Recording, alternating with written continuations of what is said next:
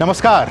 Media prime के एक और अंक में आप सभी दर्शकों का बहुत बहुत स्वागत है। मैं हूं असीम मिश्रा और शुरुआत करना चाहेंगे सबसे पहले हेडलाइंस के साथ।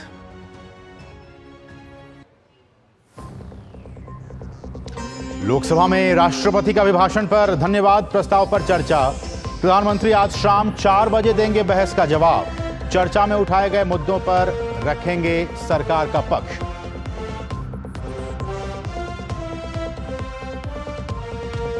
प्रधानमंत्री ने एनडीए संसदीय दल की बैठक को किया संबोधित।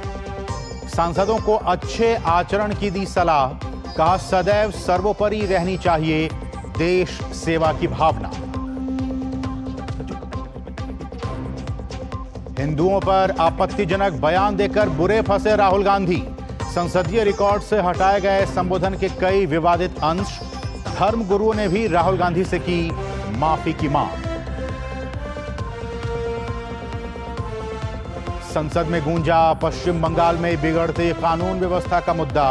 भाजपा सांसद सौमित्रा खान ने लोकसभा में उठाया मुद्दा। उधर राज्यपाल ने सिलीगुड़ी में कूच विहार हमले की पीड़ितों से की मुलाकात। शराब नीति में गिरफ्तार अरविंद केजरीवाल की याचिका पर दिल्ली हाई कोर्ट में सुनवाई आज। सीबीआई द्वारा गिरफ्तारी और 3 दिन की हिरासत को दी गई है चुनौती। पुणे में जीका वायरस के 6 मामलों को देखते हुए प्रशासन ने उठाए सख्त कदम। संक्रमितों में 2 गर्भवती महिलाएं भी शामिल। डॉक्टर लगातार कर रहे हैं मरीजों की निगरानी। देश के कई हिस्सों में तेज बारिश। राजस्थान, गुजरात, हिमाचल और उत्तराखंड समेत कई राज्यों में भारी बारिश का अलर्ट। असम के कई हिस्सों में बिगड़ी बाढ़ की स्थिति।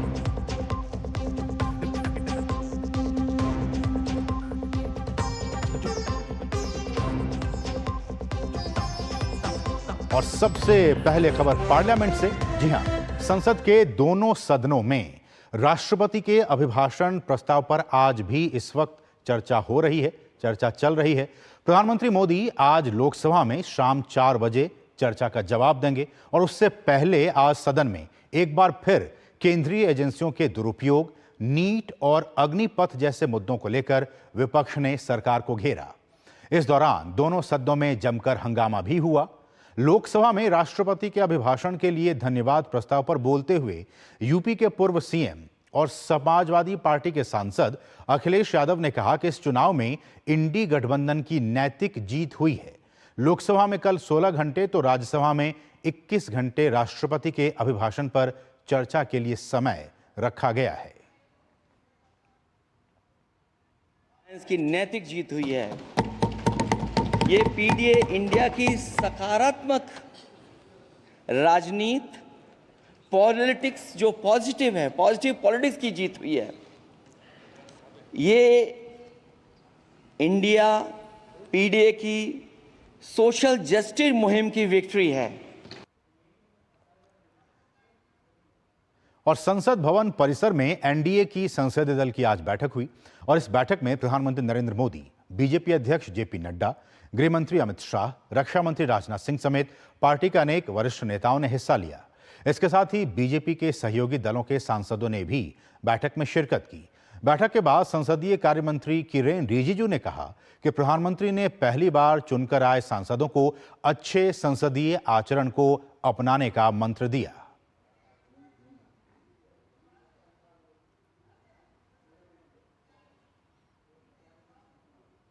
आज एनडीए पार्लियामेंट्री पार्टी का पहला बैठक हुआ और एनडीए के जितने भी नेता हैं और सदस्यों की ओर से आदरणीय प्रधानमंत्री जी को ऐतिहासिक तीसरी बार प्रधानमंत्री बनने पर फूलमाला के साथ अभिनंदन स्वागत किया गया, क्योंकि ये पहला बैठक था और हमारे पास हाउस का जो बिजनेस है, राज्यसभा लोकसभा का एक सीमित है। राष्ट्रपति जी का अभिभाषण पर चर्चा ही था और ओथ एंड एफर्मेशन का ही था, तो उसका हाईलाइट किया गया और मुख्य रूप से आदरणीय प्रधानमंत्री जी का मार्गदर्शन हुआ। और प्रधानमंत्री नरेंद्र मोदी ने सांसदों से कहा है कि हम देश सेवा के लिए आए हैं और देश सेवा ही सर्वोपरि है। हम लोगों को एक मंत्र दिए हैं, ये बहुत महत्वपूर्ण है। आज सबसे पहले तो प्रधानमंत्री जी ने कहा कि हर एक एमपी सदन में देश सेवा के लिए आए हैं। बाकी कोई भी पार्टी का हो, किसी भी दल का हो, लेकिन देश सेवा ये प्रथम हमारा दायित्व है और हर एक एनडीए का एमपी को देश को सबसे ऊपर रख करके काम करना है। और प्रधानमंत्री ने सांसदों को अपनी रुचि के मुताबिक विकास के नए स्रोतों पर काम करने का आग्रह किया। प्रधानमंत्री जी का कहना है कि हर एक एमपी अपने अपने क्षेत्र का विषय को बहुत ही प्रभावी ढंग से सदन में रखना चाहिए और रूल के मुताबिक, नियम के मुताबिक देश का और भी कोई बड़ा विषय हो जिसमें रुचि है, सांसद होने के नाते अपने अपने रुचि होते हैं, उसमें एक्सपर्टाइज डेवलप करना है। कोई एमपी पानी के विषय में, कोई एमपी पर्यावरण के विषय में, कोई एमपी सामाजिक क्षेत्र में अलग अलग रुचि होता है, तो उसमें एक्सपर्टाइज डेवलप करने के लिए प्रधानमंत्री जी ने आग्रह किया है। केंद्रीय खाद्य प्रसंस्करण मंत्री चिराग पासवान ने एनडीए की बैठक के बाद डीडी न्यूज के साथ खास बातचीत में कहा है कि प्रधानमंत्री मोदी ने नए चुनकर आए सांसदों को अपना मार्गदर्शन दिया है कि सदन के भीतर अधिक से अधिक समय व्यतीत करें। साथ ही एनडीए के सांसदों ने चिंता जताई है कि लोकसभा में नेता विपक्ष राहुल गांधी ने जिस तरीके से अनर्गल बयान दिया है वो खतरनाक प्रवृत्ति है। डीडी न्यूज के हमारे सहयोगी राजेश राज ने संसद भवन परिसर में चिराग पासवान से खास बातचीत की। केंद्रीय मंत्री चिराग पासवान हमारे साथ अभी बातचीत के लिए मौजूद हैं। एनडीए की बैठक में प्रधानमंत्री ने हमेशा की तरह सांसदों को नसीहत दी है कि वो सदन के भीतर रहें, क्या कुछ कहा उन्होंने? देखिए, प्रधानमंत्री जी का मार्गदर्शन हमेशा हम लोग को मिलता रहा है और एनडीए के संसदीय दल के लिए उनका मार्गदर्शन हमेशा महत्वपूर्ण रहा है। कई ऐसे नवनिर्वाचित सांसद भी हैं जिनको उनके अनुभव का लाभ मिलने की सोच के साथ आज ये बैठक आयोजित की गई। हाल फिलहाल के दिनों में हम लोगों ने संसद में कई मर्यादाओं को, कई परंपराओं को हम लोगों ने टूटते हुए देखा है। ऐसे में ये चिंता एनडीए के घटक दलों के बीच भी है, स्पीकर के चुनाव को लेकर हो या कल एलओपी का जिस तरीके से संबोधन रहा, एलओपी के संबोधन में जिस तरीके से अलग अलग धर्म की भावनाओं को ठेस पहुंचाने का प्रयास किया गया, जिसपे हर धर्मगुरु ने सामने आकर उनसे अपनी असहमति उन्होंने दर्ज की है, या फिर जिस तरीके से हिंदू हिंसक होते हैं या महादेव की तस्वीर को लहराकर एक बड़ी आबादी की आस्था को उन्होंने ठेस पहुंचाने का काम किया। चिंता इस बात को भी लेकर थी कि प्रधानमंत्री जी पर व्यक्तिगत टिप्पणी हो या चेयर पर जिस तरीके से व्यक्तिगत टिप्पणी की गई, ये कभी कतई एलओपी की मर्यादा के अनुकूल नहीं है। और साथ ही में जिस तरीके से चिंता जताई, देखिए, प्रधानमंत्री जी ने तो सिर्फ हम लोग को मार्गदर्शन दिया, बट एनडीए के भीतर इस बात को चिंता है।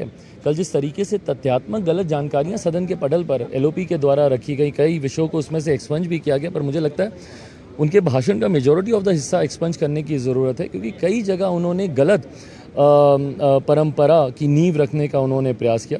ऐसे में प्रधानमंत्री जी का सकारात्मक मार्गदर्शन हम लोग को मिला है कि आने वाले दिनों में हम लोग अपने आचरण से मर्यादा की नई उदाहरणों को हम लोग रखने का कार्य करें।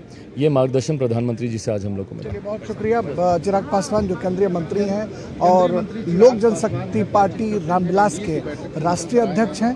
उनका साफ तौर पर मानना है कि जिस तरीके से सदन के भीतर एलओपी राहुल गांधी ने जो हरकतें की हैं उसको लेकर एनडीए के जो सांसद हैं वो कहीं ना कहीं आक्रोशित हैं और एनडीए की बैठक में प्रधानमंत्री ने साफ तौर पर अपने सांसदों को ये नसीहत दिया है कि वो सदन के भीतर रहें और ज़्यादा से ज़्यादा समय जो है सदन के भीतर रहकर बिताएं ताकि देश सेवा जो है वो कायदे से की जा सके। कैमरामैन विनय तिवारी के साथ संसद भवन से मैं राजेश राज, डीडी न्यूज़ के लिए। और लोकसभा में राहुल गांधी के भाषण के कई हिस्से अब हटा दिए गए हैं। नेता विपक्ष के तौर पर कल सदन में दिए गए भाषण में उनकी ओर से हिंदुओं पर कुछ ऐसा बयान दिया गया कि खुद पीएम को खड़े होकर यह कहना पड़ा कि यह एक गंभीर विषय है। एक दिन पहले नेता प्रतिपक्ष राहुल गांधी ने भगवान शिव का चित्र दिखाते हुए सत्ता पक्ष को आड़े हाथों लिया था। बीजेपी ने भाषण में किए गए कई दावों को चुनौती देते हुए अध्यक्ष ओम बिरला से कार्रवाई की मांग की, जिसके बाद राहुल के भाषण के कई हिस्से अब हटा दिए गए हैं।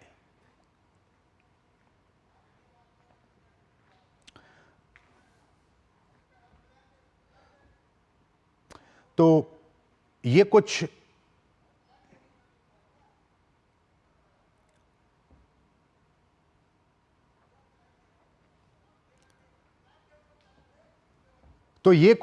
हम आपको बता दें कि किस तरह से राहुल गांधी के जो विवादित बयान आए हैं अब तक, किस तरह से किन किन मुद्दों पर राहुल गांधी बयान देते रहे हैं और किस तरह से विवादास्पद बयान वो देते रहे हैं।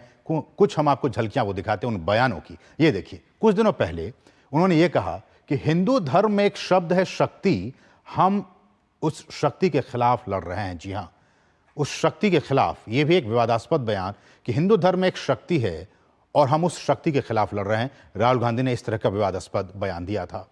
कल हमने देखा किस तरह से अनर्गल बातें उनकी तरफ से कही गई। बीजेपी ने कहा कि ये तथ्यात्मक तौर पर सही नहीं है, सदन में आप इस तरह की बातें नहीं कर सकते हैं जो कि पोस्ट नहीं हो।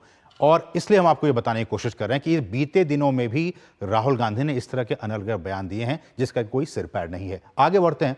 उन्होंने ये कहा कि जो लोग मंदिर जाते हैं या मंदिर में जाकर मत्था टेकते हैं और जो आपको मां बहन कह के संबोधित करते हैं, वही लोग आपको बस में छेड़ने का काम करते हैं। तो इस तरह से एक बार फिर राहुल गांधी ने कहा कि जो लोग मंदिर जाते हैं, खासकर उनका एक अपमान किया कि वही लोग जब बसों में जाते हैं तो वो उन्हीं माताओं और बहनों को उन्हें छेड़ते हैं। ये राहुल गांधी के विवादित बयान। अब देखिए, उन्होंने ये भी कहा आरएसएस को लेकर, उन्होंने कहा कि आरएसएस जैसे जो संगठन है वो भारत के डेमोक्रेसी के लिए, भारत के लोकतंत्र के लिए खतरा है। ये इस बात का जिक्र राहुल गांधी ने विवादास्पद बयान के तौर पर किया। आगे बढ़ते हैं। मेक इन इंडिया, हम जानते हैं किस तरह से एक बहुत ही महत्वाकांक्षी एक योजना प्रधानमंत्री नरेंद्र मोदी की बीते 10 वर्षों में क्या कुछ इसको लेकर नहीं हुआ, कितनी तरक्की हुई मेक इन इंडिया को लेकर। लेकिन उसको लेकर राहुल गांधी ने कहा कि मेक इन इंडिया का जो प्रोजेक्ट है वो रेप इन इंडिया है। सोचिए, राहुल गांधी बतौर सांसद, कांग्रेस के नेता होने के नाते वो इस तरह के बयान देते रहे हैं। न्यायपालिका को लेकर भी, चुनाव आयोग को लेकर भी राहुल गांधी ने बहुत कुछ कहा है। उन्होंने कहा कि ये जो दोनों संस्थान हैं, इंस्टीट्यूशंस हैं, वो राज्यों की आवाज को दबाने का एक टूल बन गए, एक साधक बन गए हैं। ये दोनों, चाहे वो न्यायपालिका की बात हो या फिर चुनाव आयोग की बात हो, हम जानते हैं कि ये संवैधानिक संस्थाएं हैं और उनको लेकर राहुल गांधी ने कहा कि ये एक टूल बन गया है जनता की और राज्यों की आवाज को दबाने का। फिर उन्होंने ये कहा, जब वो बनारस गए, उन्होंने कहा कि बनारस के जो युवा हैं, जो यूथ है, वो शराब के नशे में सड़कों पर वहाँ पे पड़ा हुआ है, गाना बज रहा है, नाच रहे हैं और वो शराब के नशे में वहाँ पे रोड पे लुढ़का हुआ है। ये बनारस के युवाओं के लिए उन्होंने कहा था। उसके बाद उन्होंने ये भी कहा, कुछ 2023 में जहाँ तक मुझे याद है, कि राजस्थान के एक चुनावी सभा में कि पीएम का मतलब, सोचिए एक संवैधानिक पद पर एक व्यक्ति बैठा हुआ है, प्रधानमंत्री, उनके लिए उन्होंने एक भाषा का यूज किया कि पीएम का मतलब पनौती मोदी है। तो ये कुछ बयान हैं राहुल गांधी के जो कि विवादास्पद बयान हैं। और वो, जैसा कि कल प्रधानमंत्री ने कहा जब वो सदन में बयान दे रहे थे, भाषण दे रहे थे राहुल गांधी, कि ये खासकर हिंदुओं को लेकर जो बयान दिया वो बहुत ही विवादास्पद है और हिंदुओं के लिए बहुत ही ये एक गंभीर विषय का मामला है। ये कुछ बातें राहुल गांधी ने कही और उसके जवाब में फिर प्रधानमंत्री ने कही। और राहुल गांधी के संसद में दिए गए बयान पर हिंदू संतों सहित विभिन्न धर्मों के धर्माचार्यों ने इसकी निंदा की है। आइए हम आपको वो भी सुनाते हैं। नेता प्रतिपक्ष राहुल गांधी के द्वारा सनातन हिंदू धर्मावलंबियों को अतिवादी कहे जाने की अखिल भारतीय संत समिति कठोर शब्दों में निंदा करती है। हम राहुल गांधी के हिंदू विरोधी रुख से सदैव यह जानते हुए कि उनका विचार हिंदू विरोध है, यूपीए सरकार के दौरान जिस प्रकार हिंदू आतंकवाद की परिभाषा गढ़ने का प्रयास हुआ था, 90 के दशक में जम्मू कश्मीर में हिंदुओं की हत्या, मां बहनों के साथ बलात्कार, या वर्तमान में बंगाल में होते हिंदुओं पर अत्याचार, केरल में हिंदुओं की हत्या पर जो राजनीतिक दल सदैव चुप रहा, उससे हम यह अपेक्षा नहीं करते कि वो हिंदू हितों की बात करेगा। राहुल गांधी जी ने पार्लियामेंट में बोलते हुए एक अभय मुद्रा का जिक्र किया है और उसकी तुलना उन्होंने जो मुसलमान इस्लाम में हम जो दुआ मांगते हैं दोनों हाथ जोड़ करके, उन्होंने कहा है कि अभय मुद्रा इस्लाम में भी है। देखिए, अभय मुद्रा हिंदू धर्म के अंदर विभिन्न मुद्राओं का जिक्र है, देवी देवताओं के उनके अकॉर्डिंग जो देवी देवता हैं उसके अंदर उनकी विभिन्न मुद्राएं हैं, उसमें हो सकता है। लेकिन इस्लाम में मूर्ति पूजा या पूजा पाठ का कोई जिक्र नहीं है और ना ही किसी किस्म से अभय मुद्रा का कोई जिक्र है। और मैं नहीं समझता कि किस कंसेप्ट में उन्होंने इसलिए को इस्लाम से जोड़ा है, और शायद उन्होंने जस्टिफिकेशन देने की कोशिश की है कि कांग्रेस का जो सिंबल है वो अभय मुद्रा जो वो इस्लाम में भी है। तो मैं इसका खंडन करता हूँ, ऐसा कुछ भी नहीं है। इस्लाम में अभय मुद्रा का कोई जिक्र नहीं है, और जो हम दुआ मांगते हैं उसको अभय मुद्रा से जोड़ के देखना बिल्कुल गलत है। We have heard the statement which has been given by the leader of opposition Shri Rahul Gandhi ji about हमने विपक्ष के नेता राहुल गांधी का बयान सुना है, जिसमें उन्होंने अभय मुद्रा के प्रतीक को इस्लामी प्रार्थना या इस्लामी पूजा से जोड़ने की बात की है, जिसका उल्लेख किसी भी पवित्र ग्रंथ या संतों की शिक्षाओं में भी नहीं है। किसी भी अन्य प्रतीकात्मक मुद्रा को इस्लाम के दर्शन और आस्था से जोड़ना सही बात नहीं है। faith of Islam. जिस प्रकार से हमारे leader of the opposition Shri Rahul Gandhi ji ने जो facts before the house place किए अबाउट द रिलीजन्स, धर्मों के बारे में बताया गया, वो मेरे हिसाब से उनके पास जानकारी नहीं थी। अधूरी जानकारी, गलत जानकारी उन्होंने हाउस में रखी है, जिसकी मुझे बहुत ही आज पीड़ा है, दुखी हूँ मैं। एक रिस्पॉन्सिबल पोस्ट पे एक ऐसे बयान देने जो कि बिल्कुल गलत दे रहे हैं, इससे मेरा मन बहुत आज आहत हुआ है। तमाम धार्मिक नेताओं को जिन्होंने कहा कि राहुल गांधी ने जो बयान दिया है वो बिल्कुल ही गलत बयान दिया है। और इस सब के बीच विपक्ष द्वारा अग्निपथ योजना समाप्त करने वाले बयान पर भाजपा सांसद और केंद्रीय मंत्री गिरिराज सिंह ने भी पलटवार किया है। हम इस खबर पे जाएं, हम आपको उससे पहले बता दें, हमारे साथ दो सहयोगी हमारे साथ ग्राउंड जीरो पे मौजूद हैं, जो कि आज किस तरह की कार्यवाही चल रही है उस पर हम बातचीत करेंगे, और साथ ही साथ आज एनडीए के सांसद दलों की जो बैठक हुई है उस पर भी हम बातचीत करें। हमारे साथ हमारे दो सहयोगी बने हुए हैं ग्राउंड जीरो से। हमारे साथ राजेश राज हैं और साथ ही साथ हमारे साथ आप देख सकते हैं टीवी स्क्रीन पर शैलेंद्र मिश्र भी बने हुए हैं। सबसे पहले राजेश, मैं आपके पास आना चाहूँगा। एनडीए के तमाम जो सांसद हैं उनकी आज मीटिंग हुई और उसमें एक गार्जियन के तौर पर, एक हेडमास्टर के तौर पर प्रधानमंत्री पहुंचे और बहुत कुछ अहम बातें कहीं। क्या कुछ अहम बातें रहीं इस बैठक में? देखिए, सबसे जो अहम बात है असीम, वो ये कि प्रधानमंत्री नरेंद्र मोदी जब कभी भारतीय जनता पार्टी संसदीय दल की बैठक को संबोधित करते रहे हैं, वो अपने सांसदों को नसीहत देते हैं, निर्देश देते हैं और सदन के भीतर ज़्यादा से ज़्यादा वक्त बिताने, तौर तरीका सीखने और संसदीय परंपराओं का ज्ञान अर्जित करने की निर्देश वो देते हैं। और आज जो बैठक थी, आज की बैठक सिर्फ बीजेपी की बैठक नहीं थी।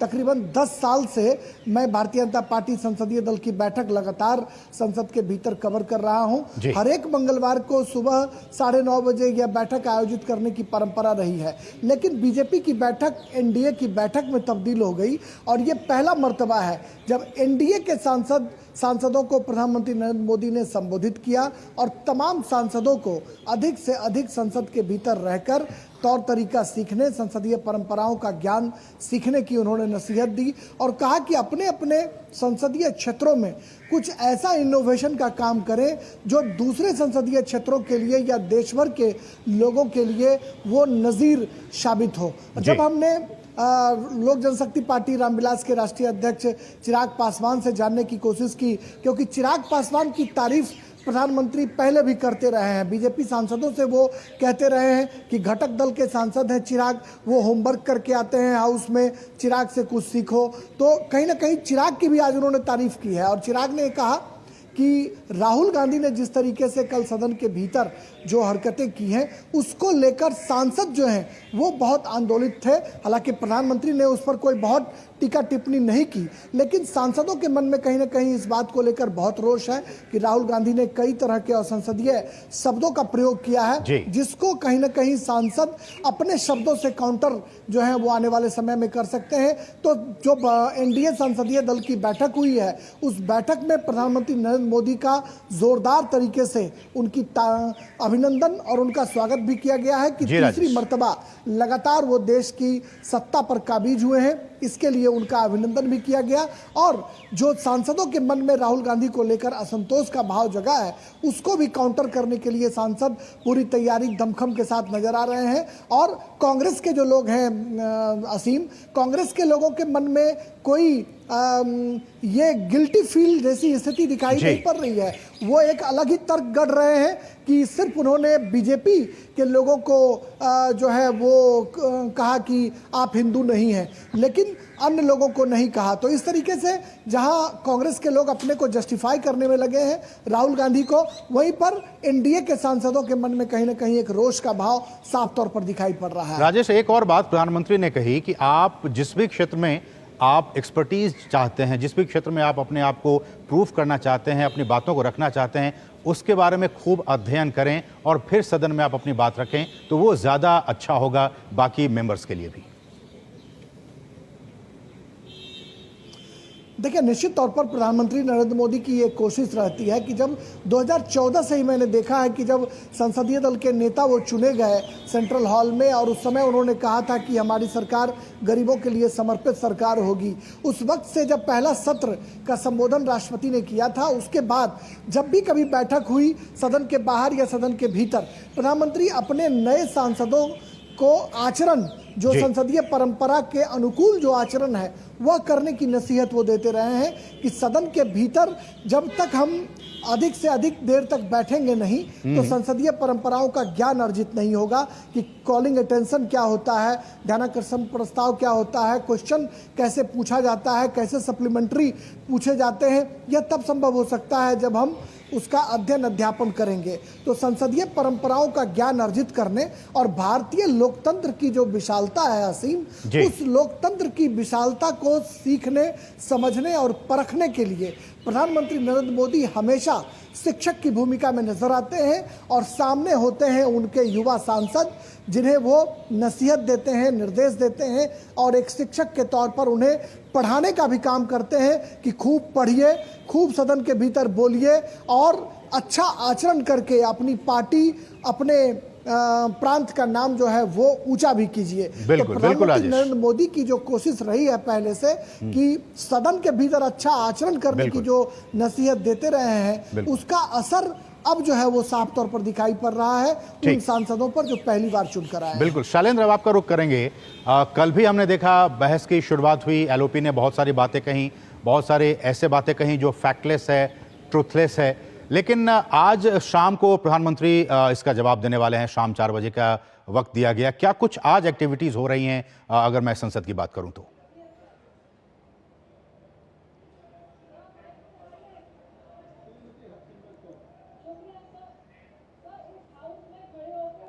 देखिए, आज लोकसभा की कार्रवाई जैसे ही शुरू हुई, राष्ट्रपति के भाषण पर धन्यवाद प्रस्ताव पर चर्चा को आगे बढ़ाया गया और विपक्ष की तरफ से हमने देखा कि अखिलेश यादव सबसे पहले वक्ता थे, समाजवादी पार्टी के मुखिया।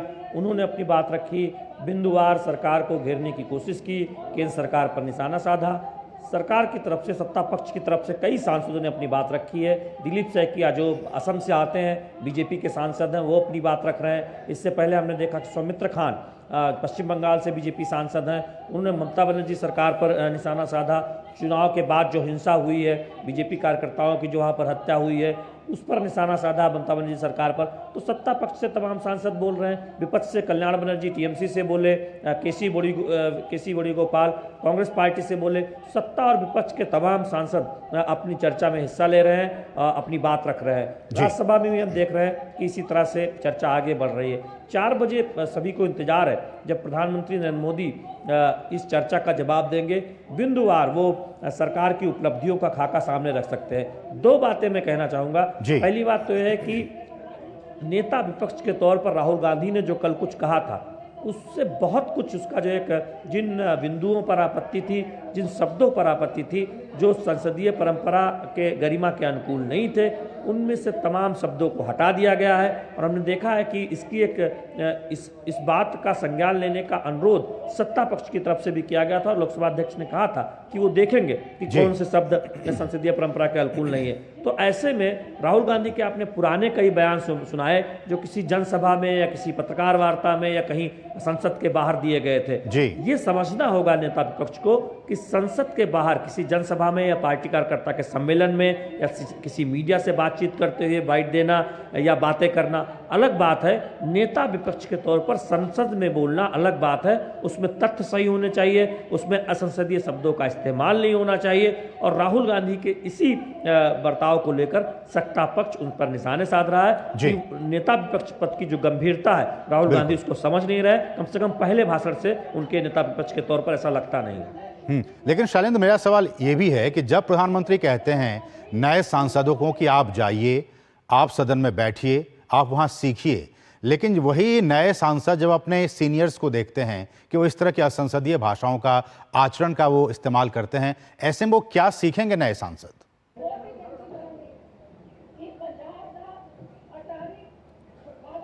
राजेश, मैं आ रहा हूं आपके पास, आ रहा हूं। देखिए, नए सांसदों को सीखने का जहां तक सवाल है, वो अपने आप बिल्कुल सही। जी शैलेंद्र, बोलिए।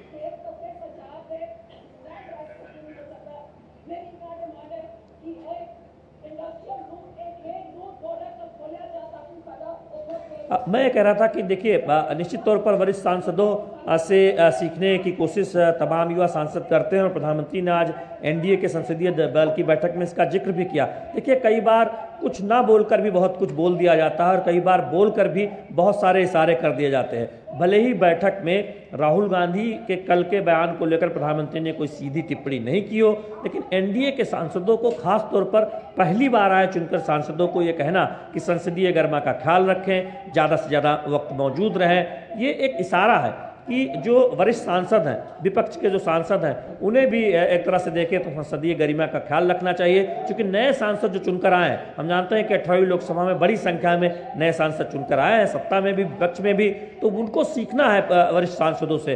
तो एक उस मर्यादा और गरिमा का ध्यान सांसदों को रखना चाहिए। और अब निश्चित तौर पर हमने देखा है कि कई बार लोकसभा हो या राज्यसभा हो, उसमें एक असहमति के बावजूद सहमति बनी है। देर तक हमने देखा है कार्रवाई हुई है, चर्चा हुई है, चर्चा संवाद से रास्ता निकला है और उदाहरण प्रस्तुत किया है हमारी चर्चा ने, जो संसद के अंदर हुई है, नेताओं के व्यवहार ने। लेकिन मर्यादा बनी रहे, ये सभी की जिम्मेदारी है, सत्ता पक्ष के सांसदों की भी और विपक्ष के सांसदों की भी, युवा सांसदों की भी और वरिष्ठ सांसदों की भी, और खासतौर पर वरिष्ठ सांसदों को तो इसका खास ध्यान रखना चाहिए। बिल्कुल। राजेश, संक्षेप में क्या कहना चाह रहे थे आप?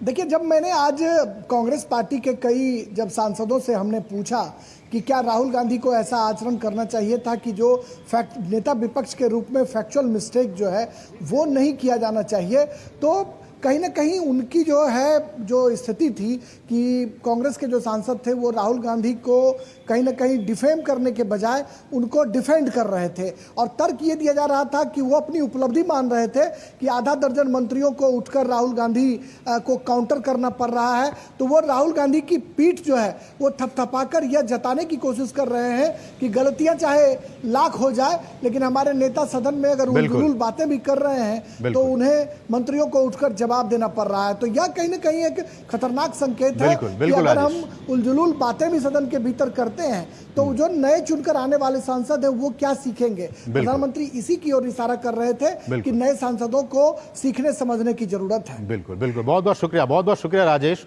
इन तमाम ताज़ा अपडेट्स को हम तक पहुंचाने के लिए। और शैलेंद्र, आपका भी, आप दोनों ही सहयोगियों का इन तमाम ताज़ा अपडेट्स को हम तक पहुंचाने के लिए बहुत बहुत शुक्रिया। और इस सब के बीच जैसा कि हमने कहा कि विपक्ष द्वारा अग्निपथ योजना समाप्त करने वाले बयान पर भाजपा के सांसद और केंद्रीय मंत्री गिरिराज सिंह ने पलटवार किया है। योजना के लाभार्थी जवानों से अपनी बातचीत का अनुभव शेयर करते हुए केंद्रीय मंत्री ने योजना से जुड़ी तमाम सुविधाओं और तथ्यों को लेकर सच्चाई को उजागर करने का प्रयास किया है। गिरिराज सिंह ने अपने सोशल मीडिया प्लेटफॉर्म पर वीडियो पोस्ट किया और लिखा कि अग्निवीर की सच्चाई लगातार झूठ फैलाने वाले राहुल गांधी के मुंह पर एक तमाचा है। आप अग्निवीर में कब गए? 2022 नवंबर 25 नवंबर को भर्ती हुए थे। 2022 25 नवंबर। हाँ। आप क्या महसूस करते हैं? बड़े नेता, कुछ लोग कहते हैं अग्निवीर में जो जा रहा है उसकी जिंदगी बर्बाद हो रही है। वो अभी ट्रेनिंग दिया जा रहा है, उसके बाद उसमें 2 ऑप्शन भी है। जिसको रहने का मन होगा फॉर्म भरा जाएगा और जिसको नहीं रहना होगा वो सीधा अपना फॉर्म भर के मतलब वो ऑफिस में जमा कर देगा, मतलब मुझे नहीं रहना है 4 साल के बाद, तो वो ऑटोमेटिक निकल जाएगा। उसके बाद जो रहना चाहेगा उसका फॉर्म भरा जाएगा, फिर 4 साल तक जो टेस्ट होते रहेगा वो टेस्ट, उसका ट्रेड वर्क, पूरा small arms, firing, running, drill जो भी है पूरा मतलब टेस्ट होगा, उसका नंबर देखा जाएगा। उसके बाद फाइनली फिर दिल्ली हेडक्वार्टर से पूरा जिसका EME का ब्रांच सिकंदराबाद में है, तो मेरा पूरा हेडक्वार्टर में कागज सब रिकॉर्ड वहीं जमा रहता है, तो वहाँ से मेरा फाइनल लिस्ट बनेगा। तो जब 4 साल की ट्रेनिंग होगी और उस बीच बीच में टेस्ट होता है, तो उसमें से आर्मी में लोग जाएंगे? हाँ, आर्मी में जाएंगे। उसके बाद GD से जो अभी अग्निवीर में भर्ती हो रहा है उसको BSF में 4 साल के बाद BSF में 4 साल के बाद जाएंगे, CRPF में जाएंगे, ITBP में जाएंगे, SSB में जाएगा और CISF में जाएगा, रेलवे में जाएगा, RPF में जाएगा। ये इतने 7 तरह के लोगों में कोटा फिक्स किया गया, 10%, 15% करके। उसका सीट अलग रहेगा। नो, तब तो इसका 4 साल में पैसा कितना मिलेगा भैया? पैसा 4 साल में अभी जैसे अभी आपका 16 महीना। हाँ, अभी मेरा 11,000 का मंथ कटता है और 29,000 अकाउंट में रहता है। 11,000 कटता है, जमा होता है, वो 4 साल के बाद मिलेगा। हाँ, टोटल 11,75,000। 11,75,000 और कुछ नगद भी में? हाँ, नगद, हाँ, 29,000 मिला। 29,000 नगद भी मिलता है। 25 लाख टोटल होगा सब मिला करके। तब तो ये तो युवाओं के लिए एक अच्छा अवसर है, आप ये समझते हैं? हाँ, अच्छा है। उसके बाद अंदर से क्वालिफाइड जैसे गेम में भी जा सकता है। गेम बहुत सारा अंदर गेम होता है, गेम कोटा में, स्पोर्ट्स कोटा में जाता है। तो आपने देखा किस तरह से इस योजना के बारे में जो इसके लाभार्थी हैं अग्निवीर, वो एक एक करके सारी बातें समझा रहे थे केंद्रीय मंत्री गिरिराज सिंह को, और इस वीडियो को पूरा का पूरा उन्होंने अपलोड किया सोशल मीडिया पर, वही हम आपको वीडियो दिखा रहे थे। अब आपकी जानकारी के लिए बता देगा आखिर ये है क्या योजना, अग्निपथ योजना। आपको हम कुछ ग्राफिक्स दिखाते हैं, उसके जरिए आप समझिए आखिर ये योजना है क्या। एक एक करके वो ग्राफिक्स पे हम आपको बताते हैं। अग्निपथ योजना, कम उम्र में युवाओं के लिए सुनहरा भविष्य। भारतीय सशस्त्र बलों में अग्निपथ योजना में जो भर्ती होने का अवसर देने वाली एक योजना है। अग्निवीर, भारतीय सशस्त्र बलों में अग्निपथ योजना से चुने जाएंगे अग्निवीर। चयनित जो उम्मीदवार हैं उनको 4 साल की अवधि के लिए नियुक्त किया जाएगा। 4 साल की अवधि के लिए उन्हें नियुक्त किया जाएगा। 4 साल होने पर अग्निवीर को अन्य क्षेत्रों में रोजगार के मौके मिलेंगे। नियुक्ति की अवधि पूरी होने पर स्थायी कैडर में नामांकन के लिए आवेदन का अवसर दिया जाएगा। 25% तक अग्निवीर सशस्त्र बलों के नियमित कैडर में नामांकित होंगे। BSF, CISF में 10% आरक्षण है और उम्र और फिजिकल टेस्ट में भी उन्हें छूट दी जाएगी। और हम आपको बता रहे हैं किस तरह से 6.92 लाख रुपए तक का उन्नयन होगा 4थे वर्ष में। जोखिम और कठिनाई की बात हो, राशन, पोशाक, यात्रा भत्तों का उन्हें लाभ मिलेगा। 30% अग्निवीर द्वारा अनुदान दिया जाएगा सेवा निधि में मासिक वेतन का, और इसमें सरकार द्वारा भी बराबर की राशि प्रदान की जाएगी, योगदान दिया जाएगा। 4 वर्ष के बाद रुपए और अर्जित ब्याज आयकर से मुक्त होंगे। 48 लाख रुपए गैर अंशदायी जीवन बीमा कवर का भी उन अग्निवीरों को लाभ मिलेगा। सेवा के दौरान मृत्यु होने पर 44 लाख रुपए की अतिरिक्त अनुग्रह राशि दी जाएगी। विकलांगता की स्थिति में 44, 25 और 15 लाख रुपए की भी अनुग्रह राशि दी जाएगी। तो ये कुछ योजना है और इस योजना को लेकर भ्रम फैलाने की कोशिश की गई कल एक बार फिर से कांग्रेस की तरफ से और कांग्रेस के LOP राहुल गांधी की तरफ से। इसलिए हमें यह जरूरत पड़ी कि हम आपको इस योजना के बारे में विस्तार से समझाएं। बढ़ेंगे आगे। अयोध्या में विस्थापितों को मुआवजे को लेकर विपक्ष के नेता राहुल गांधी और यूपी के CM योगी आदित्यनाथ आमने सामने आ गए हैं। अयोध्या में विस्थापितों को मुआवजा बांटने संबंधी बयान पर भी मुख्यमंत्री ने राहुल को घेरते हुए कहा कि उन्होंने संसद में झूठ बोला है। उन्होंने राहुल पर संसद जैसे पवित्र स्थान पर गलत बयानी का आरोप लगाते हुए कहा कि उन्होंने ये बयान अयोध्या को बदनाम करने के लिए दिया है। उन्होंने बताया कि अयोध्या में विभिन्न विकास कार्यों के दौरान विस्थापित हुए लोगों को 1733 करोड़ रुपए की धनराशि मुआवजे के तौर पर दी गई है। जिसके नाम पे जमीन थी, जिसके नाम पे दुकान थी, जिसके पास दुकान का पोजीशन था, उन्हें प्रॉपर कंपनसेशन दिया गया। प्रॉपर कंपनसेशन देने के साथ ही जो दुकानें थी, जो अपने पीछे दुकान बना सकते थे, उनके लिए उस प्रकार की एफआईआर में छूट दी गई। जिन लोगों के पास उस प्रकार की स्पेस नहीं थी, उनके लिए मल्टी लेवल कॉम्प्लेक्स बना करके वहां पर उन्हें शॉपिंग कॉम्प्लेक्स में उन्हें स्थान देने की कार्य को आगे बढ़ाया गया। श्री राहुल गांधी के बयान सत्य से परे हैं, झूठ का एक पुलंदा है। उत्तर प्रदेश और अयोध्या को बदनाम करने की साजिश है। और आपको बताते हैं कि किस तरह से जो मुआवजा है वो दिया गया। देखिए, अयोध्या एयरपोर्ट के लिए 952.39 करोड़ रुपए का मुआवजा दिया गया। आपके सामने टीवी स्क्रीन पर ग्राफिक्स के जरिए अयोध्या बाईपास रिंग रोड के लिए 295 करोड़ रुपए का मुआवजा दिया गया। जो लोग भी इससे प्रभावित हुए उन लोगों को राम जन्मभूमि पथ में 14.12 करोड़ रुपए का मुआवजा दिया गया। भक्ति पथ में 23.66 करोड़ रुपए का मुआवजा दिया गया। कल इन तमाम बातों को लेकर झूठ, गलत बयानी किया गया था। पंचकोसी परिक्रमा मार्ग के लिए 29 करोड़ रुपए का मुआवजा दिया गया। राहुल गांधी कह रहे थे कुछ भी मुआवजा नहीं दिया गया। 14 कोसी परिक्रमा मार्ग के लिए 119.20 करोड़ रुपए का मुआवजा दिया गया। रुदौली रोजागांव रेलवे स्टेशन के मध्य रेलवे दोहरीकरण के निर्माण के लिए 35 लाख रुपए से ज्यादा का मुआवजा दिया गया। NH 330A के निर्माण के लिए 163.90 करोड़ रुपए का मुआवजा दिया गया। NH 227B के पैकेज 3 के तहत 21 करोड़ का मुआवजा दिया गया, उससे ज्यादा का ही मुआवजा दिया गया। और अब तक कुल 21,548 लोगों को मुआवजा दिया जा चुका है। और न केवल मुआवजा दिया गया बल्कि दुकानों का सौंदर्यीकरण भी कराया गया। अयोध्या में दुकानदारों का व्यापार पहले से काफी बढ़ा है। ये सारे तथ्य, जैसा कि हम कह रहे हैं और जैसा कि सरकार भी कह रही है, इन सारे तथ्यों को छुपाया गया। कल जब राहुल गांधी भाषण दे रहे थे, इन तमाम बातों को छुपाने की कोशिश की गई, गलत बयानी दी गई, किस तरह से वहां पे कुछ भी मुआवजा नहीं दिया गया। और इस सब के बीच लोजपा रामविलास के नेता शांभवी चौधरी ने डीडी न्यूज के साथ हमारे सहयोगी कुमार आलोक से बातचीत के दौरान कहा कि जनता का प्रतिनिधि बनना आसान नहीं है। आगे उन्होंने यह भी कहा कि हमें संसद में मार्गदर्शन मिला है कि अपनी बात बेबाकी के साथ रखनी चाहिए। साथ ही संसद की बैठक में विपक्ष के हंगामे से समय बर्बाद होने की भी उन्होंने बात कही है। शांभवी चौधरी जी, अभी एनडीए की बैठक हुई और उसमें गुरु मंत्र दिया गया प्रधानमंत्री की ओर से। जी, हमें बिल्कुल एनडीए के सभी सांसदों को एक मार्गदर्शन मिला है कि आने वाले समय में हमें अपना कंडक्ट कैसा रखना है, किस तरह से हम सुचारू ढंग से अपनी बातों को रख सकते हैं। फर्स्ट टाइमर एमपी को उन्होंने कहा है, उन्होंने अपना मार्गदर्शन दिया और उन्होंने कहा है कि अपने बातों को बेबाकी से रखना है। जनता हमें चुन के यहाँ भेजती है, जनता का प्रतिनिधि बनना आसान नहीं है, इसीलिए अपने क्षेत्र की, अपने प्रदेश की बातों को हमेशा रखना है और पूरी मजबूती से और निडर होकर के रखना है।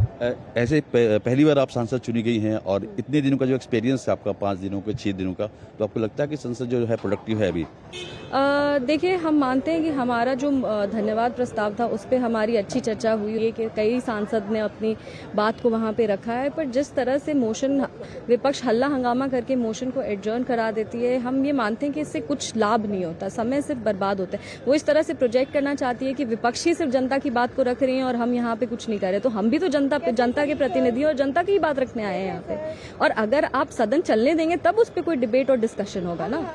जब आप सदन ही नहीं चलने देंगे तो यहाँ चुन करके आने का फायदा ही क्या हुआ? जब आप अपने प्रदेश की बात नहीं, मोशन एडजर्न हो जाएगा, ना आप प्रदेश की बात कर पाएंगे, ना आप देश की बात कर पाएंगे और ना आप क्षेत्र की बात कर पाएंगे। तो इससे जो फर्स्ट टाइमर्स एमपी उनको भी सफर करना पड़ता है। जब मोशन एडजर्न हो रहा था, जब हल्ला हंगामा होता है, हमें बस ये लगता है कि उसको और तरीके से किया जा सकता है। सदन की मर्यादा को, सदन की गरिमा को ध्यान में रखते हुए विपक्ष अपना स्टैंड ले सकती है। तो ये थी शांभवी चौधरी, जिनका मानना है कि संसद सुचारू रूप से चले और फर्स्ट टाइमर जो एमपीज हैं वो भी चाहते हैं कि वो अपनी बातों को रखें, अपने क्षेत्र की समस्याओं को संसद के समक्ष रखें। कैमरामैन एसपी दुबे के साथ कुमार आलोक, डीडी न्यूज। और वहीं संसद भवन में एनडीए बैठक के बाद डीडी न्यूज हमारे सहयोगी कुमार आलोक ने केंद्रीय मंत्री रामदास अठावले से खास बातचीत की। उन्होंने राहुल गांधी के बयान को गैर जिम्मेदाराना बताया। हमारे साथ केंद्रीय मंत्री रामदास अठावले जी है। सर, एनडीए की बैठक हुई, एनडीए की बैठक में क्या फैसला हुआ सर? पहली बार इंडिया पार्लियामेंट पार्टी की मीटिंग हुई, उसमें माननीय प्रधानमंत्री जी ने आनंद व्यक्त किया कि इसी तरह हम सब लोग इकट्ठा हुए हैं और उन्होंने बताया कि भाई हर जो एनडीए का जो हमारा मेंबर ऑफ पार्लियामेंट है उन्होंने नियम के मुताबिक अपनी भूमिका रखनी चाहिए, जो अपने क्षेत्र के सवाल होते हैं उसको उठाना चाहिए, हर इशू पर उन्होंने अपनी भूमिका रखनी चाहिए और संसद का कामकाज शांति से चलना चाहिए। और तीसरी बार हमें जनता का आशीर्वाद मिला है और इसलिए जनता का उन्होंने अभिनंदन किया है। राहुल गांधी का कल जो रिमार्क्स था, खासकर हिंदुओं के प्रति, अग्निवीर के प्रति, एमएसपी के प्रति, सारा नेगेटिव जो चीजें वो बोल रहे हैं, उसको कैसे काउंटर करेंगे सर? मुझे लगता है कि काउंटर करने की जो उन्होंने जो भी बातें की है, आर्टिकल लोकसभा का जो नियम है 349 उसके मुताबिक उन्होंने कोई फोटो दिखाना, ये करना, ये तो मतलब नियम के खिलाफ है। तो उन्होंने जो भी मतलब फोटो लाए थे वो उधर लाना ठीक नहीं था, या अगर लाए तो दिखाना ठीक नहीं था। लेकिन उन्होंने हिंदू जो है, हिंदू हिंसावादी होते हैं, इसी तरह का जो बयान दिया है, ये बात बहुत बड़ी गंभीर है, इसका निषेध करते हैं। लेकिन राहुल गांधी जी 5वीं बार मेंबर ऑफ पार्लियामेंट अभी लोकसभा के रहे हैं और उनको नियम की जानकारी होनी चाहिए। उन्होंने इसी तरह की इधर उधर की बातें नहीं करनी चाहिए। विपक्ष का नेता बन गए हैं तो उन्होंने जिम्मेदारी से अपना बयान देना चाहिए। और ये थे रामदास अठावले, जिनका कहना है कि राहुल गांधी 5वीं बार सांसद बने हैं और उनको नियमों की जानकारी होनी चाहिए और जो कुछ उन्होंने कल बोला, खासकर हिंदू के प्रति या और भी जो सरकार की नीतियों के प्रति, वो गैर जिम्मेदाराना था। कैमरामैन एसपी दुबे के साथ कुमार आलोक, डीडी न्यूज, दिल्ली। और यहाँ रुके एक बहुत ही छोटे से ब्रेक के लिए, आप देखते रहिए डीडी न्यूज। 605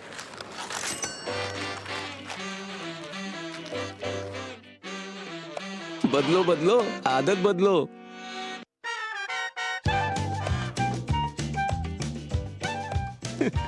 बदलो बदलो आदत बदलो। अब नजदीकी बैंक जाकर फटे पुराने नोट्स बदलिए। अगर बैंक मना करे तो आरबीआई के ओम्बुड्समैन से शिकायत करें। आरबीआई कहता है जानकार बनिए, सतर्क रहिए। चुटकुला समझ नहीं आया? समझ तो ये नहीं आता कि खेत धान का या खरपतवार का। तो इसमें समझना क्या है दोस्त? ले आओ धान के खरपतवारों का स्पेशलिस्ट ग्रीन लेवल। IIL के ट्रैक्टर ब्रांड का ग्रीन लेवल, धान के खरपतवारों का स्पेशलिस्ट। सोना सिर्फ गहना नहीं होता, कभी परंपराओं का प्रतीक, कभी पुश्तैनी पहचान, तो कभी प्यारी सी याद होती है। लाइफ में आगे बढ़ने के लिए उसी सोने से गोल्ड लोन लेने का फैसला समझदारी का होता है।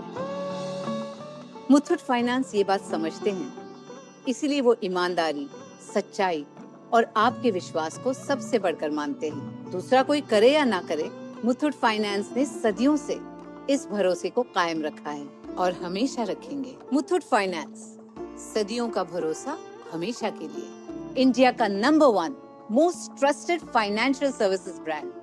तो गोल्ड लोन के लिए कॉल करें 1-800-313-1212।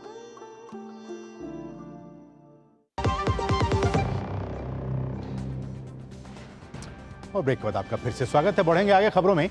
केंद्रीय गृह एवं सहकारिता मंत्री अमित शाह ने आज संसद भवन में उपराष्ट्रपति और राज्यसभा के सभापति जगदीप धनखड़ से मुलाकात की। इस मौके पर केंद्रीय राज्य मंत्री नित्यानंद राय, बंदी संजय कुमार, मुरलीधर मोहोल और कृष्णपाल गुर्जर भी मौजूद थे।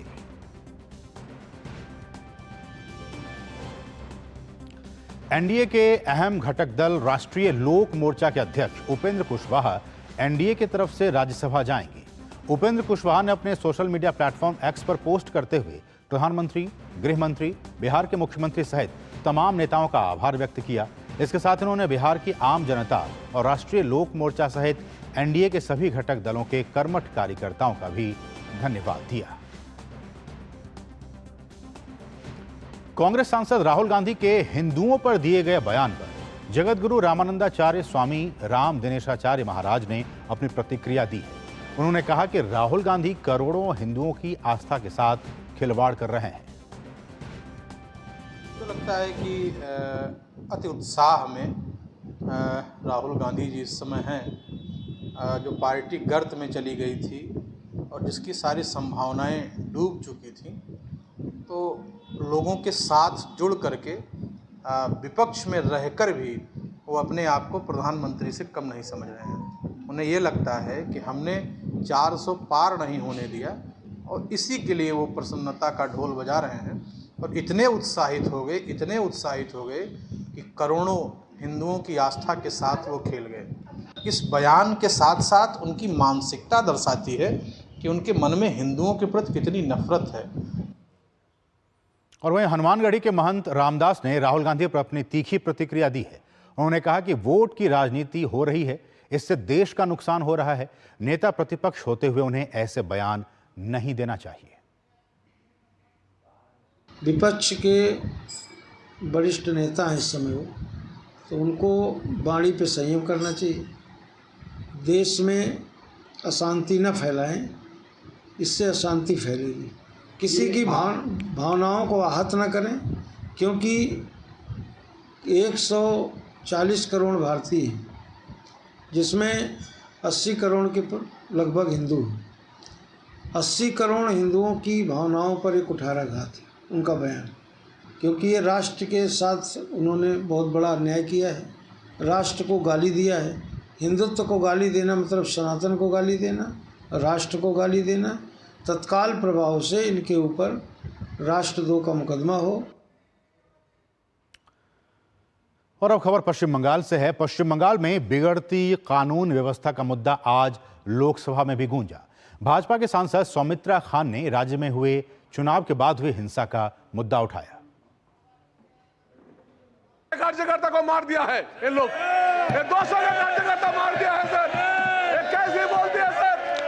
200 कार्यकर्ता को हम लोग का मार दिया सर। वहां पे कोई फ्रीडम नहीं है विरोधी पक्ष का किसी का भी बोलने का हक नहीं है।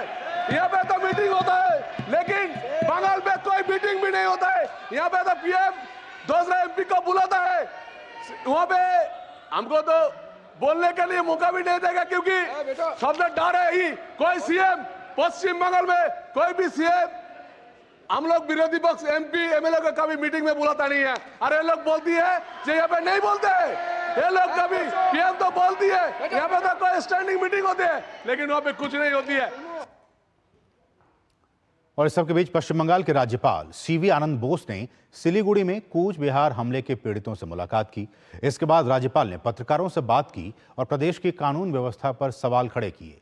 उन्होंने लोगों को आश्वासन देते हुए कहा कि लोगों के अधिकारों की रक्षा की जाएगी और हिंसा के खिलाफ सख्त कदम उठाए जाएंगे।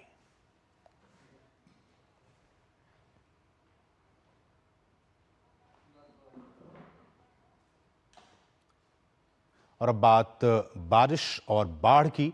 देखिए, असम में बाढ़, हमारे साथ हम इस असम वाली खबर आपको बताएंगे, लेकिन हमारे सहयोगी प्रसेनजीत बख्शी हमारे साथ कोलकाता से जुड़े हुए हैं ताज़ा अपडेट के साथ।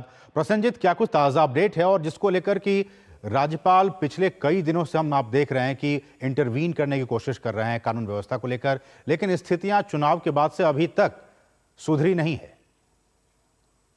देखिए, अब पोस्टपोल वायलेंस से आगे जाकर अब का जो स्थिति है, यहाँ पे जिस तरह से महिलाओं के ऊपर अत्याचार की एक के बाद एक खबर सुर्खियों में आने लगे हैं। जिस पीड़िता के साथ महामहिम ने सिलीगुड़ी में मुलाकात की है और उसके बाद उन्होंने उत्तर दिनाजपुर की चोपड़ा के लिए निकले हैं, जहां पे जो वीडियो पूरे देश में वायरल हो गए हैं कि जहां पे तृणमूल कांग्रेस की एक नेता, एक महिला और उनके साथ एक पुरुष को भी वहां पे एक तरह की कैंगारू कोट लगाकर एकदम आसमान के नीचे लोगों की आंखों के सामने पीटते हुए देखा गया है। तो ये जो सारे स्थिति है, इसके ऊपर अपना महामहिम होने के नाते जो दबाव डालना चाहिए वो दबाव राज्यपाल डॉक्टर सीवी आनंद बोस की तरफ से डाला जा रहा है। और ये जो सारे बातें पूरे देश में फैल चुके हैं, अभी तक इसके ऊपर ठोस कार्रवाई कुछ हुआ नहीं है। और खासकर से वहां की जो विधायक है, चोपड़ा की जो विधायक है, जिन्होंने इस सरिया कोर्ट को या तालिबानी कोर्ट को इन्होंने जायज ठहर करने की कोशिश की है, इसके ऊपर भी कोई कार्रवाई नहीं हुआ है। असीम, बिल्कुल बिल्कुल, तो कोई कानूनी कार्रवाई नहीं की गई है और ये लगातार जो कानून व्यवस्था की स्थिति है वो बिगड़ती ही जा रही है पश्चिम बंगाल में। समय इतना ही है। बहुत बहुत शुक्रिया प्रसन्नजीत, इन तमाम ताज़ा अपडेट्स को कोलकाता से हम तक पहुंचाने के लिए आपका बहुत बहुत शुक्रिया। बढ़ेंगे आगे और जैसे हमने कहा कि अब हम बात करेंगे बारिश और बाढ़ की। शुरुआत असम से करें तो असम में बाढ़ और बारिश ने भारी तबाही मचा रखी है। डिब्रूगढ़, नौगांव, गोलाघाट समेत दर्जन भर जिले पानी में डूब गए हैं। लोगों के घरों में घुटनों तक पानी भरा हुआ है। 19 जिलों के 1275 गांव में 2,75,000 से अधिक लोग प्रभावित हुए हैं। वहीं आज असम के लिए रेड अलर्ट और अरुणाचल प्रदेश, उप हिमालयी पश्चिम बंगाल, सिक्किम, मेघालय, मिजोरम, त्रिपुरा, नागालैंड के लिए ऑरेंज अलर्ट जारी किया गया है। हमारी सहयोगी सुबीना इस वक्त ताज़ा अपडेट के साथ मौजूद हैं। सुबीना, इस वक्त क्या कुछ ताज़ा हालात हैं? बारिश हो रही है या नहीं हो रही है? क्या कुछ वहां पे ताज़ा अपडेट है? जी असीम, अभी फिलहाल जो है यहाँ पे असम में जो स्थिति है, बारिश यहाँ पे अभी रुकी हुई है। हालांकि फिर भी क्लाउडी है मौसम, और मौसम विभाग ने कहा है कि रेड अलर्ट है असम में आज के लिए, और बाकी पूर्वोत्तर राज्यों में जो है ऑरेंज अलर्ट है, यानी कि भारी बारिश होने की संभावना है। हालांकि कल जो ब्रह्मपुत्र नदी का अगर हम लेवल देखें तो डेंजर लेवल पहुंच चुकी थी, लेकिन आज वो करीबन नॉर्मल पे आ गई है और बहुत हद तक डेंजर लेवल से नीचे है। जैसे कि आप देख रहे हैं, मैं यहाँ पे हूँ गुजरान नदी के घाट पे। कल पानी जो था पूरा यहाँ तक था, और आज जो है पानी काफी कम हुआ है और नदी का करंट जी। इंडियन आर्मी ने जो है एसडीआरएफ की टीम जो है 8 एसडीआरएफ की टीम फंसी हुई थी यहाँ पे चापोरी में एक, तो वहां से जेट से आर्मी ने वहां पे रेस्क्यू ऑपरेशन हुआ और 13 मछुआरे फंसे हुए थे किसी एक आइलैंड में ब्रह्मपुत्र के, तो वहां से भी उनको आर्मी ने आज ही सुबह उनको निकाला गया। और तो यहाँ पे लोग हैं, यहाँ पे एक लाइका दोदिया एक आइलैंड है, वहां पे ये लोग अपना जो है खाने पीने का सामान लेके जा रहे हैं।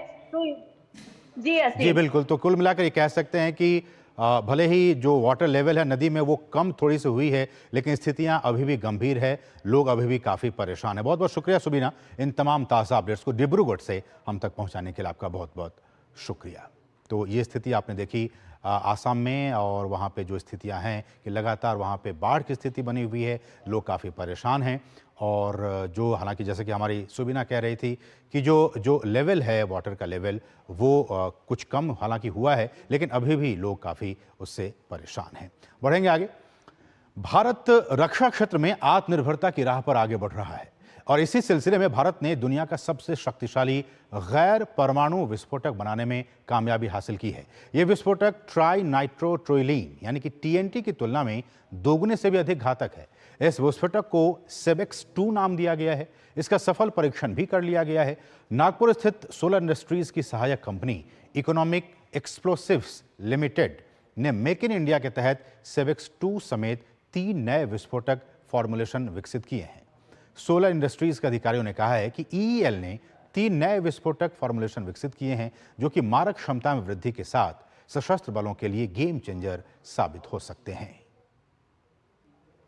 और नई विधि से तैयार सेबेक्स 2 की खासियत यह है कि यह बिना वजन बढ़ाए बम गोले की मारक क्षमता बढ़ाने में सक्षम है, और इसी वजह से इसकी पूरी दुनिया में मांग हो सकती है। इससे न केवल सशस्त्र बलों की मारक क्षमता कई गुना बढ़ जाएगी, बल्कि रक्षा निर्यात के क्षेत्र को भी पंख लगने की उम्मीद है। उच्च टीएनटी वाले विस्फोटकों में अधिक मारक क्षमता और विनाशकारी शक्ति होती है। भारत में अभी इस्तेमाल किया जा रहा सबसे शक्तिशाली पारंपरिक विस्फोटक ब्रह्मोस मिसाइल के वॉरहेड में इस्तेमाल हो रहा है। ये लगभग 1.5 टीएनटी का है।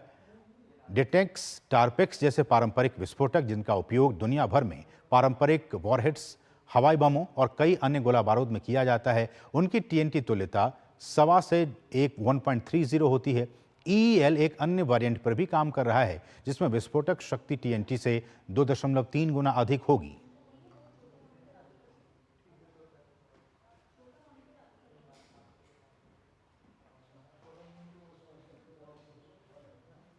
और अब खेल जगत की कुछ अहम खबरें हमारी सहयोगी सुचित्रा के साथ।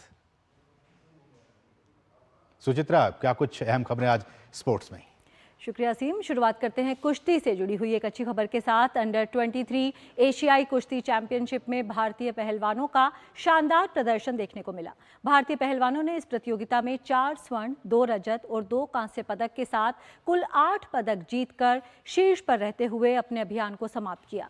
इस प्रतियोगिता में युवा पहलवान अभिमन्यु, जोंटी कुमार, साहिल जगलान और अनिरुद्ध कुमार ने स्वर्ण पदक पर कब्जा करने में सफलता हासिल की। वहीं रोहित और जयदीप ने अपने अपने वर्ग में रजत पदक जीता। वहीं शुभम और अमित कांस्य पदक अपने नाम करने में सफल रहे।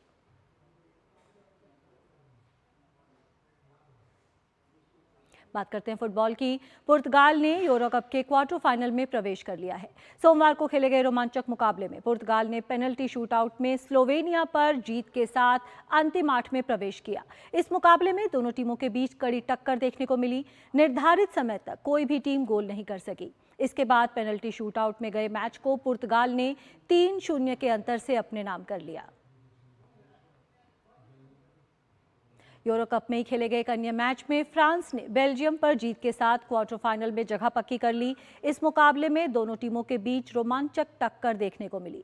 कड़े मुकाबले के बीच दूसरे हाफ के 85वें मिनट में बेल्जियम के जैन वर्टिगन के आत्मघाती गोल ने फ्रांस की जीत पक्की कर दी। इसके बाद मुकाबले के अंत तक कोई अन्य गोल नहीं हो सका और बेल्जियम को फ्रांस के हाथों 1-0 से हार झेलनी पड़ी। बात करते विंबलडन की।